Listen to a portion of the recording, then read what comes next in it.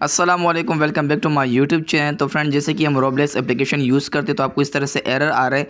तो दोस्तों आज की वीडियो में हम ये एरर सॉल्व करने वाले हैं। तो दोस्तों अपने वीडियो एंड तक ज़रूर वॉच करनी है और इसके लिए सबसे पहले काम हम ये करना है कि मोबाइल की सेटिंग में जाना है फ्रेंड्स। तो फ्रेंड यहाँ से जो है मोबाइल की सेटिंग में जाना है। आप जैसे ही मोबाइल की सेटिंग में आएंगे तो फ्रेंड आपने नीचे जो है ऐप मैनेजमेंट पर क्लिक करना है और आपने प्लेस पर क्लिक करना है फ्रेंड्स।